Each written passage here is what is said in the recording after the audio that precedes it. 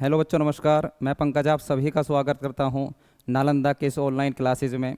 जैसा आप सब जानते हैं, आपके आगामी जो परीक्षा आने वाली हैं, जिसमें railway, UP police, Delhi police या अन्य कोई भी प्रतियोगिता परीक्षा है, तो उसमें जीएस की एक बड़ी भूमिका होती है। तो उसी जीएस की भूमिका को देखते हुए आज हम स्टार्ट करने वाले हैं, है ना, साइंस की क्लास स्टार्ट करने वाले हैं। और साइंस में आज हम पढ़ने वाले हैं बच्चे जीव विज्ञान।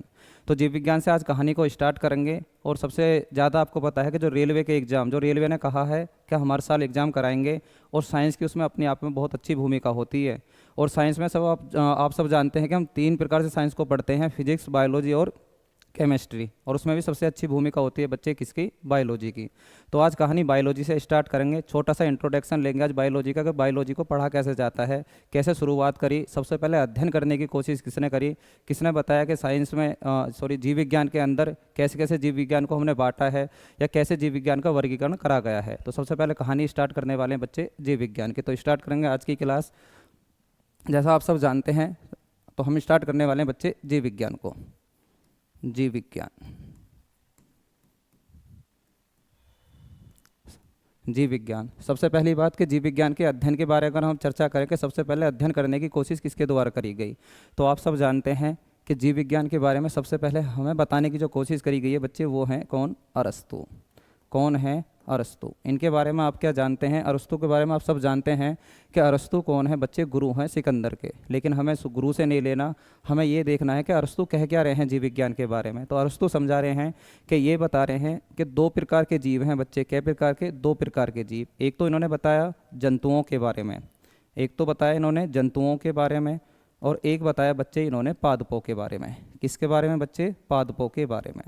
मतलब दो प्रकार के जीवों की बात कर रहे हैं, एक तो जंतुओं के बारे में बच्चे, एक पादपों के बारे में। ये कह रहे हैं कि एक तो जंतु हैं जो एक स्थान से दूसरे स्थान पर जाते हैं और अपने भोजन का प्राप्त करते हैं, अपने भोजन का निर्माण करते हैं। एक पादप हैं जो जीवन भर एक ही स्थान पर रुके रहते हैं और एक ही स्थान पर प्रकाश संश्लेषण की क्रिया को करते हैं। मतलब प्रकाश संश्लेषण क्रिया को तो इन्होंने समझाया नहीं था, लेकिन ये कह रहे हैं कि एक ही स्थान पर रहते हैं और एक ही स्थान पर रहकर अपना जीवन व्यतीत करते हैं। इनके अंदर भी जान है बच्चे, और इनके अंदर भी क्या है? जान है। मतलब अरस्तु समझा रहे हैं किसके बारे में? सबसे पहले कि जीव विज्ञान की दो छोटी शाखाएं हैं, एक जंतु है ना, और एक दूसरा पादप। यानी जंतु जगत कह सकते हैं, एक बच्चे पादप जगत। इसलिए हम ये कह सकते हैं कि अरस्तु को इन्हीं के सम्मान में कहा गया कि अरस्तु को कहा जाता है बच्चे जीव विज्ञान का पिता। अगर आपसे पूछा जाए फादर ऑफ बायोलॉजी यानी कि जीव विज्ञान का पिता किसको कहा जाता है, तो आप बताओगे बच्चे अरस्तु को कहा जाता है जीव विज्ञान का पिता।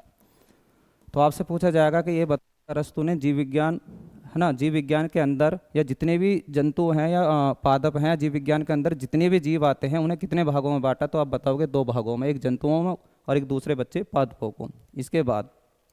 इसके बाद अगर आपसे पूछा जाए कि जंतु विज्ञान का भी अगर तुमसे पिता पूछ लिया जाए कि जंतु विज्ञान का आपको पिता बताना है, जंतु विज्ञान का पिता, तब भी आप किसको बताने वाले हो बच्चों? अरस्तु को बताने वाले हो। किस? अरस्तु को। क्या अरस्तु ही क्या हैं? जंतु विज्ञान के पिता हैं। लेकिन बच्चा गलती कहाँ करता है?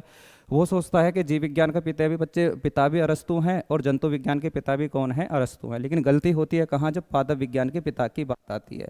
तो आप गलती मत करना, आप गलती मत करना। जब आपसे पूछा जाए, जब आपसे बच्चे पूछा जाए कि बताओ पादप विज्ञान के या पादप जगत के पिता कहा जाता, तो आपको बताना है बच्चे तब थियोफ्रेस्टस। तब क्या बताना है? थियोफ्रेस्टस। थियोफ्रेस्टस। क्या बताना बच्चे? थियोफ्रेस्टस। मैंने कहा कि जब जीव विज्ञान का पिता पूछा जाए तब आपको अरस्तु लगाना है, जब आपसे जंतु विज्ञान का पिता पूछा जाए तब आपको अरस्तु लगाना है, जब आपसे पादप विज्ञान का पिता पूछा जाए या वनस्पति विज्ञान का पिता पूछा जाए या वनस्पति जगत का पिता पूछा जाए तो आपको क्या लगाना है बच्चे? थियोफ्रेट्स लगाना है। बात यहाँ तक समझ में आ रही है? बात करते हैं बच्चे आगे। होगा क्या अगर अरस्तु से और प्रश्न बनता है, तो एक प्रश्न ये बन सकता है, जैसे हम हिस्ट्री में पढ़ते हैं कि बताओ अरस्तु के शिष्य कौन थे, अरस्तु किसके गुरु थे, तो आप बताओगे, आप सब जानते हैं सिकंदर महान के बारे में। सिकंदर महान के बारे में, वो सिकंदर जिसने आक्रमण करा था 326 ईसा पूर्व में भारत पर, ईसा पूर्व में भारत पर, है ना। तब उस सिकंदर के ही गुरु कौन थे बच्चे? अरस्तु थे। तो आपको एक बात समझ में आ रही होगी, अरस्तु जब जीव विज्ञान के बारे में अध्ययन कर रहे हैं, जब जीव विज्ञान के बारे में अरस्तु बता रहे हैं, तो ये बहुत प्राचीन काल में बता रहे हैं। कब बता रहे हैं? बहुत प्राचीन समय में, लगभग आज से 2500 साल पहले बात कर रहे हैं। कौन? अरस्तु। गुरु हैं किसके बच्चे? सिकंदर के। एक प्रश्न आ सकता है कि ये बताओ अरस्तु किसके शिष्य थे बच्चे? अरस्तु। अरस्तु के अगर शिष्य की बात करें तो आप बताओगे ये शिष्य थे बच्चे किसके? प्लेटो के। किसके शिष्य थे? प्लेटो के। अगर ऐसे भी पूछ लिया जाए कि ये बताओ प्लेटो किसके शिष्य थे, तो आप सब जानते हैं ये शिष्य थे बच्चे किसके? सुकरात के। किसके शिष्य थे? सुकरात के। ठीक, फिर देखो दोबारा पूछा जाएगा प्लेटो किसके शिष्य हैं? सुकरात के। सुकरात किसके, है ना, कह सकते हैं कि प्लेटो के गुरु कौन है? सुकरात। प्लेटो किसके गुरु हैं बच्चे? अरस्तु के। और अरस्तु किसके गुरु हैं? सिकंदर के। तो ये प्राचीन काल में वर्गीकरण करने हैं किसका बच्चे? जीव विज्ञान का। पूछा जाएगा पेपर के अंदर के बताओ अरस्तु ने जीव विज्ञान को कितने भागों में बांटा? तो आप बताओगे 2 भागों में बांटा था। कौन कौन से? जंतु और बच्चे दूसरा पादप जगत। पूछेगा जंतु विज्ञान का पिता अरस्तु, पादप का पूछ ले या पादप जगत का पिता पूछ ले तब थियोफ्रेस्टस बताओगे। जब जीव विज्ञान का पूछ ले तो आप बताओगे बच्चे क्या? कि अरस्तु।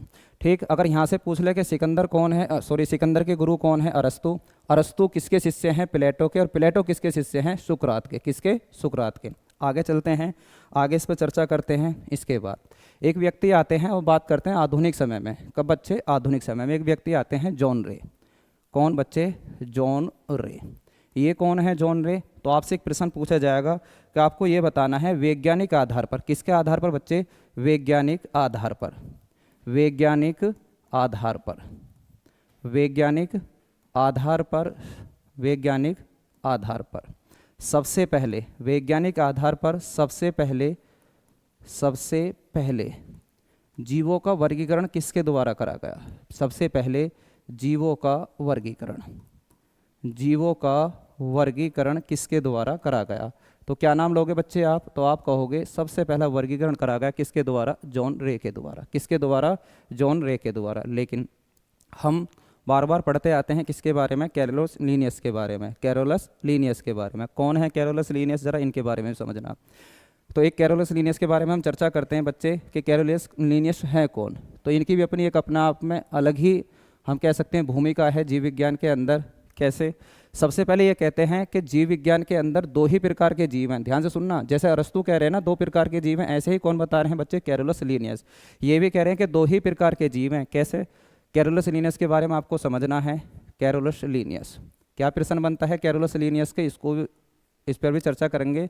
कैरोलस लीनियस, कैरोलस लीनियस के बारे में। कैरोलस लीनियस के बारे में क्या कहते हैं बच्चे? Carolus Linnaeus. तो कैरोलस लीनियस के एक प्रश्न बनता है कि आपसे पूछा जाएगा कि कैरोलस लीनियस ने कितने जगत में बांटा था सभी जीवों को? तो आप ये बताओगे जैसे अरस्तु ने बांटा था बच्चे 2 जगत में, ये भी कितने जगत में बांटते हैं? 2 जगत में। एक ये बताते हैं कि जंतु, और दूसरा ये बताते हैं किसके बारे में बच्चे? पादप के बारे में, या हम कह सकते हैं वनस्पति के बारे में या पेड़ पौधों के बारे में। कौन?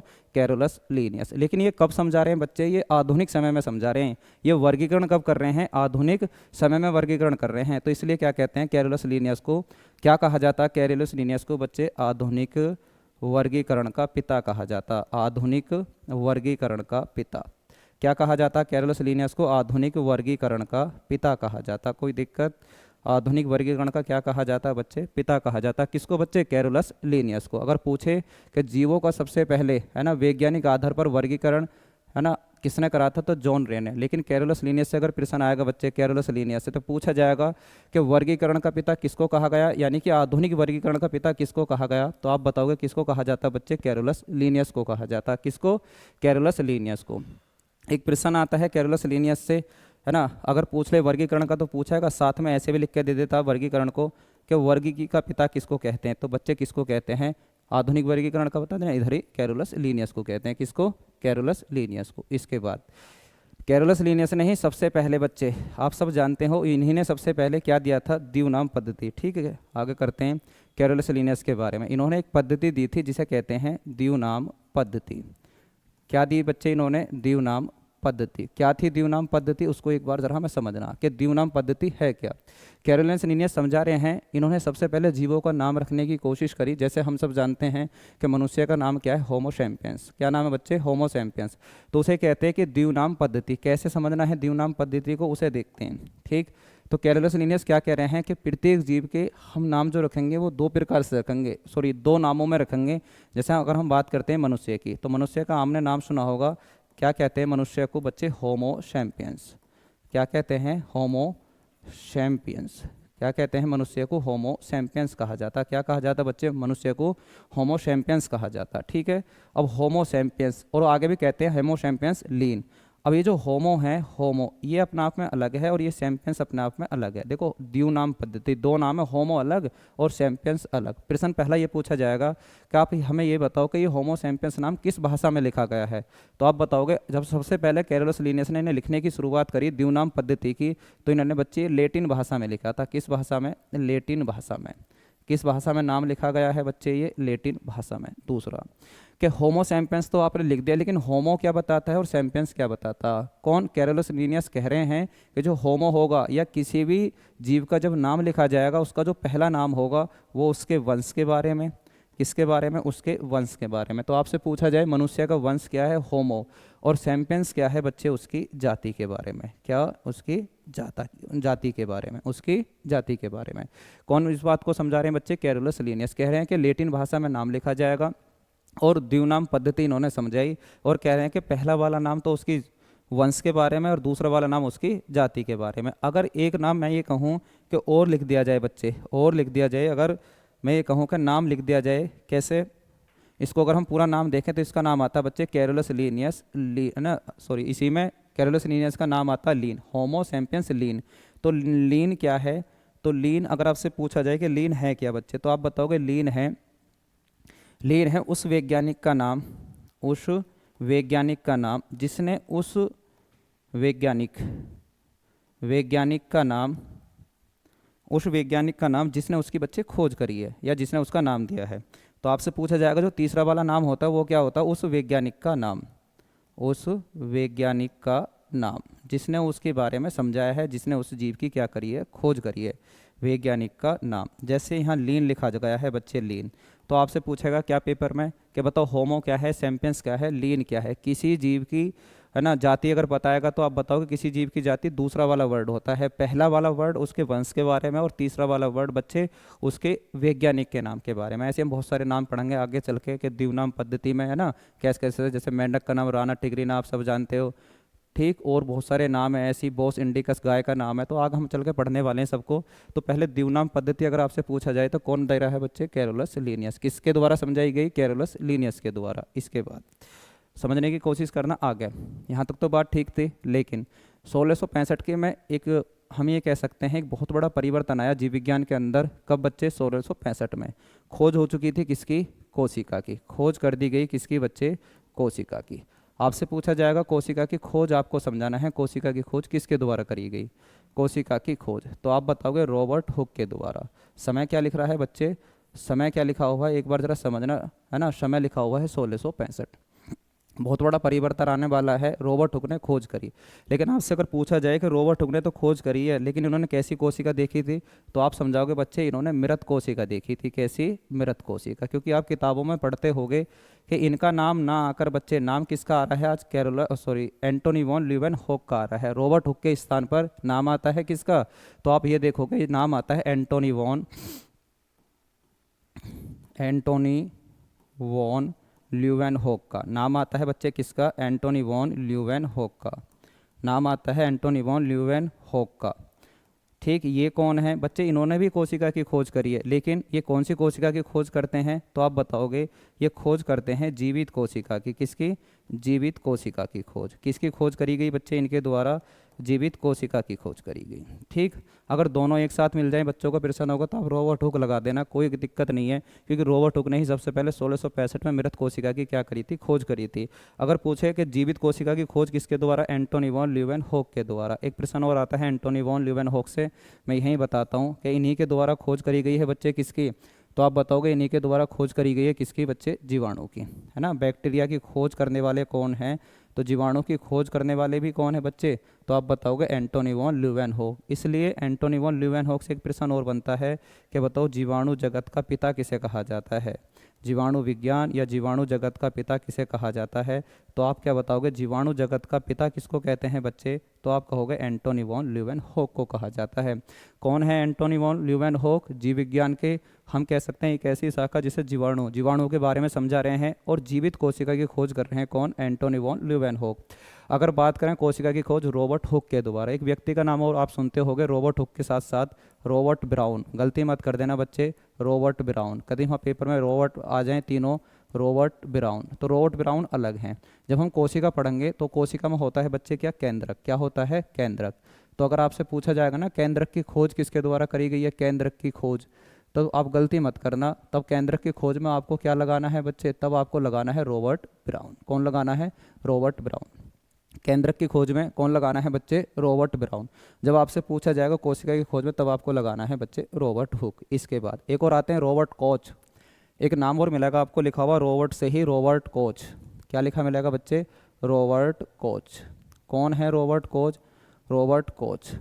जो बच्चे किसके बारे में समझा रहे हैं, तो आप सब जानते होंगे, ये समझा रहे हैं किसके बारे में, ये बात कर रहे हैं हैजा के बारे में। ये हैजा के जीवाणु के बारे में, यानी कॉलरा के बारे में, और साथ में ट्यूबरक्लोसिस के बारे में ना, यानी कि ये बता रहे हैं बच्चे किसके बारे में, ट्यूबरक्लोसिस के बारे में। कौन, रॉबर्ट कोच। इनके जीवाणुओं के बारे में बता रहे हैं कौन बच्चे, रॉबर्ट कोच। तो मेरा कहना ये है कि तीनों के नाम अलग हैं, रॉबर्ट ब्राउन अलग, रॉबर्ट कोच अलग, और साथ में बच्चे रॉबर्ट ब्राउन तो उधर लिखे हुए हैं, रॉबर्ट हुक इधर, और रॉबर्ट कोच अलग। तीनों अलग हैं। जब ऑप्शन में तीनों एक साथ आ जाए तो संभल कर चलना है, गलती होने के चांस है कि रॉबर्ट ब्राउन की बात चल रही है, रॉबर्ट कोच की बात चल रही है, रॉबर्ट हुक की बात चल रही है, रॉबर्ट कोच की बात चल रही है, ये आपको समझना है, ठीक।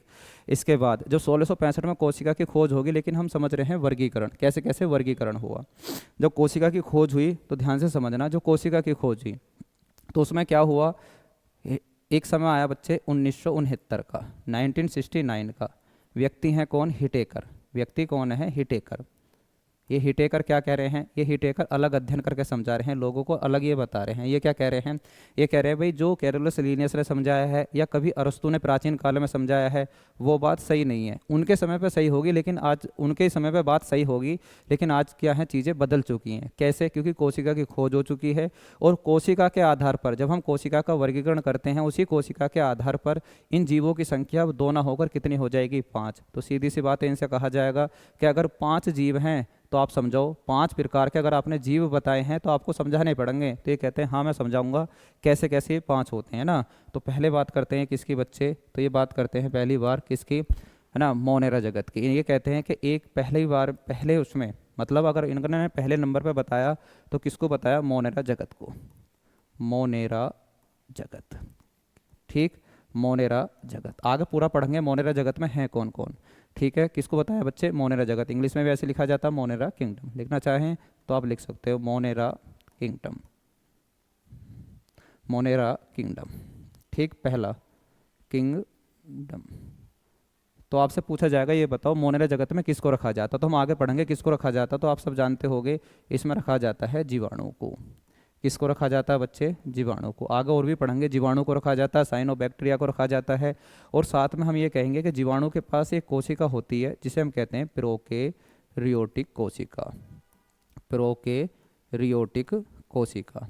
अगर आपसे पूछा जाए, ध्यान से सुनना, कि तुम्हारे पास कौन सी कोशिका है, तो ध्यान से सुनना, तुम्हारे पास भी एक कोशिका है, तो तुम्हारे पास है बच्चे यूकेरियोटिक कोशिका। इस धरती पर अगर हम कहें कि मोनेरा जगत ही एक ऐसा जगत है जिसके पास प्रोकैरियोटिक कोशिका है, बाकी सबके पास बच्चे यूकेरियोटिक कोशिका है, सबके पास यूकेरियोटिक।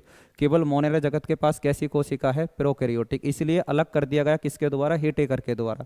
पहली बात तो इसकी सिद्ध हुई कि हाँ भाई मोनेरा जगत को इसने अलग बांटा और समझाया कि जो आपने कोशिकाएं बताई हैं उन कोशिका के आधार पर ये जो मोनेरा जगत है, इस मोनेरा जगत में मैं किसको रखता हूँ बच्चे, जीवाणु को, और इसके पास कैसी कोशिका है, प्रोकैरियोटिक कोशिका। आगे जब हम आगे पढ़ेंगे तो एक एक के बारे में है ना अध्ययन करने वाले हैं।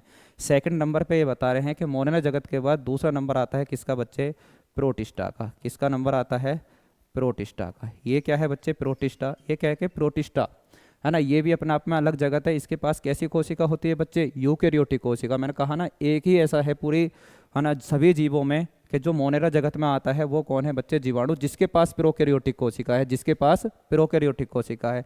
प्रोटिस्टा पूरा पढ़ेंगे, जैसे अमीबा को किस में रखा जाता है, प्रोटिस्टा में रखा जाता है, ठीक। युगलिना को किस में रखा जाता है, प्रोटिस्टा में रखा जाता है। कौन है युगलिना, आगे पढ़ेंगे सबके बारे में। प्रोटिस्टा पूरा जगत पढ़ने वाले हैं प्रोटिस्टा के बारे में। तीसरा, ठीक, मतलब अगर हम अरस्तु की बात करें और साथ में कैरोलस लीनियस की बात करें, उन्होंने 2 जगत बताए थे। अब देखो 2 जगत तो इन्होंने क्या कर दिए हैं, नए बता दिए। अभी उन 2 जगत की बात नहीं चली, 2 नए बता दिए हैं। तीसरे की बात करते हैं बच्चे, तीसरे की। तीसरे किसके बारे में बात कर रहे हैं, ये कह रहे हैं कवक के बारे में। कौन, कवक के बारे में, यानी कि फंगी के बारे में। किसके बारे में बच्चे, ये समझा रहे हैं फंगी के बारे में। कौन, है ना, हिटेकर। 1969 में 5 जगत प्रणाली, ऐसे भी लिख सकते हैं अगर हम लिखना चाहें, है ना। प्रश्न अगर आपसे पूछ ले बताओ 5 जगत प्रणाली किसने दी थी, कौन सी जगत बच्चे, 5 जगत प्रणाली, क्योंकि आज यही मान्य है 5 जगत प्रणाली। आज 2 जगत प्रणाली नहीं, 5 जगत प्रणाली ही मान्य है, 5 जगत जगत सिस्टम ही मान्य है, 5 जगत प्रणाली। तो कौन दे रहा है बच्चे 5 जगत प्रणाली को, तो आप बताओगे ये हिटेकर भाई साहब दे रहे हैं 5 जगत प्रणाली को, क्योंकि ये ही आज मान्य है। इसके बाद अगर हम बात करें कवक जगत होगा तीसरा, तो कवक कैसे होते हैं, जिनकी कोशिका भित्ति काइटिन की बनी होती है। पढ़ेंगे कोशिका भित्ति क्या होती है, किसकी बनी होती है बच्चे, काइटिन की। उसके बाद कवक की बात समझ में आई, तो कवक कैसे होते हैं, जैसे आपके शरीर में दाद हो जाए, खाज हो जाए, खुजली हो जाए, एक एथलीट फुट रोग हो जाता है, किसके कारण, कवक के कारण। कवक पेड़ पौधों में भी बच्चे रोग उत्पन्न करते हैं। अगर हम बात करते हैं किसकी, गन्ने की, अगर हम गन्ने की बात करें तो गन्ने में आपने लाल सड़न रोग देखा होगा, वो सब किसके कारण होते हैं, कवक के कारण। ठीक है, आगे चर्चा करेंगे पूरे कवक के बारे में। अचार का सड़ जाना, अचार का बेकार हो जाना, हम कह सकते हैं बच्चे, है ना, गीले जो कपड़े होते हैं आपने देखा उनमें फुई लग जाती है, सब किसके कारण, कवक के कारण। आगे पूरा अध्ययन करने वाले हैं कवक के बारे में। कवक किसके साथ सहजीवन की तरह जीवन व्यतीत करता है, ना मृतोपजीवी भी कहते हैं, सबके बारे में पढ़ेंगे। प्रोटिस्टा के बारे में पढ़ेंगे, मोनेरा के बारे में पढ़ेंगे, जीवाणु के बारे में पूरा अध्ययन करने वाले हैं। तीसरा, अब 3 तो इसने नहीं बता दिए, और 2 वो होंगे जिन्हें बता रहा था कौन बच्चे, अरस्तु, और साथ में कौन बता रहा था, कैरोलस लीनियस। तो तीसरा हमारे समझ में आ गया कवक। तो चौथे नंबर पर हम कह सकते हैं बच्चे कौन सा, पादप जगत। कौन सा जगत बच्चे, पादप जगत। ठीक, और 5वें नंबर पर हम कह सकते हैं कौन सा बच्चे, जंतु जगत। कौन सा बच्चे, जंतु जगत। इस जंतु जगत के बारे में हमने कहा कि इन दोनों के बारे में तो अरस्तु ने भी समझाया था बच्चे, अरस्तु ने भी समझाया था, और साथ में कौन समझा रहा था, कैरोलस लीनियस। कौन समझा था, कैरोलस लीनियस, कैरोलस लीनियस। इसके बाद अब आगे क्लास हम स्टार्ट करेंगे, एक एक चीज़ को समझेंगे कि कैसे कैसे पूरे से विजय विज्ञान का वर्गीकरण होता चला गया ना, कैरोलस लीनियस के बारे में। तो मोनेरा जगत मैंने कहा कि हिटेकर ने कितने, आज यही जगत प्रणाली मान्य है, यही 5 जगत प्रणाली मान्य है कि जीव 5 प्रकार के होते हैं, किसके आधार पर, कोशिका के आधार पर। समझा कौन रहा है, हिटेकर। अरस्तु कितने भागों में बांट रहा था बच्चे, 2 भागों में, और कैरोलस लीनियस भी कितने भागों में, 2 भागों में। कैरोलस लीनियस आधुनिक वर्गीकरण में बांट रहा था, इसलिए उसे वर्गीकरण का पिता कहते हैं। सबसे पहले नाम रखने की कोशिश भी, या हम कह सकते हैं सबसे पहले जीवों के नाम भी किसने रखा था बच्चे, वो कैरोलस लीनियस ने रखा था। कैसे रखा था उसने, मैंने कहा कि उसने 3 आधारों पर नाम रखा है। पहला जो नाम होगा वो उसके वंश के बारे में बताएगा, दूसरा जो नाम होगा बच्चे उसके, है ना, जाति के बारे में बताएगा, अगर तीसरा भी नाम लिख दिया जाए तो उस वैज्ञानिक का नाम बताएगा जिसने उसकी क्या करी है, खोज करी है। तो ये कैरोलस लीनियस के बारे में चर्चा करी थी, फिर हिटेकर के बारे में चर्चा करी है। उसके बाद हम मोनेरा जगत को पढ़ेंगे, उसके बाद हम प्रोटिस्टा को पढ़ेंगे, फिर उसके बाद कवक, उसके बाद पादप, उसके बाद जंतु। तो आज की क्लास यहीं तक, ठीक है।